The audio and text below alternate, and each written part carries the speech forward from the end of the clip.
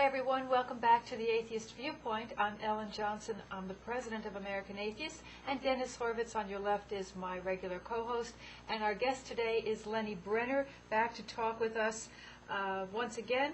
Lenny is the author of 6 books: Zionism in the Age of Dictators, The Iron Wall, Zionist Revisionism from Jabotinsky to Shamir, Jews in America Today, The Lesser Evil, a Study of the Democratic Party, and 51 Documents, Zionist Collaboration with the Nazis, and Jefferson and Madison on the Separation of Church and State. Welcome back, Lenny. Thank you. Always nice to have you on the show. Today we're going to talk about Christopher Hitchens' book called God is Not Great. And I have not read the book yet. Dennis has, Lenny has, and they're both going to give us their opinion, thoughts on the book. Who is Christopher Hitchens, for those of people listening today who don't know who he is? Okay, although it's kind of hard to believe that there is anybody now in America who doesn't know who Christopher Hitchens is, but what he is, or was, etc. He was born in 1949, I believe, yes, and he's a Brit who was a lefty in Britain, some Trotskyist group, etc., etc., but he came to the United States, started working for The Nation magazine, which is where I met him, and is now one of the editors of Vanity Fair. All right? Now, and I think he writes for Free Inquiry as well. you know, Right. right is right where they can, you know, and so on. But those are the two. The Nation. He quit The Nation after 9/11 when he decided to support the crusade. He wouldn't quite call it that, but since Bush called it that, you know, he's for all of Bush's wars. Let's put it that way. He has criticisms of Bush. He has criticisms of religion here in America. You know, fundamentalism. But the thing that he is now most famous for is that he went from The Nation, which was a liberal lefty kind of publication, and now he told me just the other day he's certainly going to vote for the candidate who's most determined to carry on the war against the jihadis and so on. Interesting, coming from an atheist, and his book, let me hold it up here, God is Not Great. Okay, it almost sounds like he's saying, the question is, what God? There is no God to be great, but Right. let's get... Right. Basically, what's the overview of the book? No, in order to do an overview of the book, you have to do sort of an overview of him, because one of the things that I found in the book, like there's one page where he uses the pronoun I or me 16 times in one page. In a book on religion, he's going on, you know, whether there is or isn't a God, which is a serious, objective thing. He bursts into these, and then I did this and did that, I think, and it's a very, very, very subjective kind of thing. Now, I'm not so sure I have a problem with that. Well, Can you hear me? no. I mean, in other words, Shakespeare put it very beautifully, brevity is the soul of wit. When you're writing a book, you want to say what you got to say in as short and sweet as possible, and especially when you're talking about an objective study, or you're trying to do an objective study about religion or God or something like that, you don't talk about yourself unless it's strictly relevant. You don't say I think. You talk about what's going on, etc., not what you think, and then, you know, etc. So he's very subjective. All right, that's the thing. Now, I'm reading the book, and, you know, I'm not a fan of his, but I know him, but I'm reading the book because I don't want to dump on him for things that he didn't say, etc., etc. Right? So I come to page 10, and I'll quote from the book, page 10, Marx and Freud, it has to be conceded, were not doctors or exact scientists.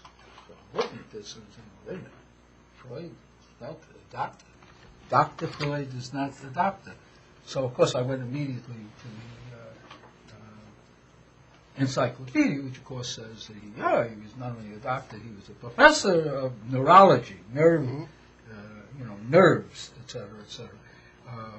In fact, all of the psychoanalytic stuff came about when he couldn't solve certain neurological and emotional, problems that he saw in patients like hysteria.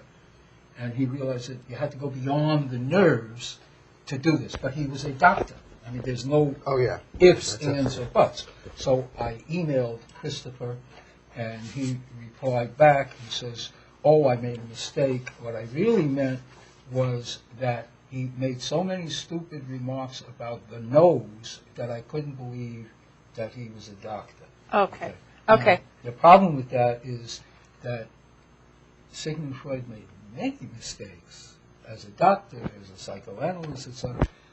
He even emphasized his mistakes. In other words, he's a scientist. I make mistakes. I learned from my mistakes. But Christopher decided that he wasn't a doctor. Okay, now, right away it makes you suspicious. But then it turns About? out about Christopher. Okay, Okay. Dr. Freud is Dr. Freud. Okay. All right. In a previous book on Thomas Jefferson, he wrote, quote, "As to whether he was an atheist, we must reserve judgment, if only because of the prudence he was compelled to observe during his political life." Okay, so I wrote an article on it. I published all the writings I could find by Jefferson on religion, etc., etc. So finally, just now for the show, I asked him, where did you get that he wasn't a atheist? So he says from a letter that he wrote to his nephew Peter Carr. All right, now I'm going to read you what he said. All right, then we're going to get back to this. No, because you see, there's a moral to the Are story. you saying that Jefferson was an atheist? No, he is saying that Jefferson. Oh, was an okay, atheist. because my master's thesis was on the religious philosophy of Thomas Jefferson. All right. I'm saying. So, okay, let's hear it. Okay. Now, this is what he says is what why he thinks Jefferson was an atheist. Okay. All right. He says, now this is Jefferson Okay.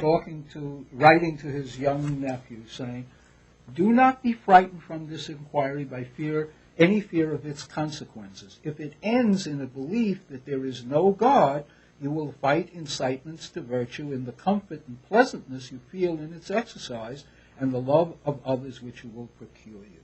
Right? Now that's his reference to whether there is or isn't a God in this letter that Jefferson wrote to Peter Carr, August 10, 1787. Now what he's really saying is you make up your mind. If you believe that there is a God, that's fine. If you don't believe in a God, that's fine. The key is that you make up your mind. That's all that he is saying. This letter has been public for a century and a half or something like that. You read it, I read it, everybody reads it. He's the only one that ever thought, well, his enemies thought Thomas Jefferson, you dirty rat atheist, but he's the only modern scholar that I've ever heard of that thought he was an atheist. So again, he wrote me back and says, now in the book, in this book, he calls him Jefferson the deist. Okay. In other words, he read my article, because I send everything to him. He read my article, and he learned, don't be talking.